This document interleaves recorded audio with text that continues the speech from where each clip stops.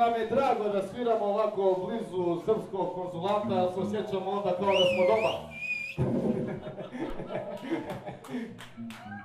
Mi smo Ambergazi iz Srijemske Mitrovice.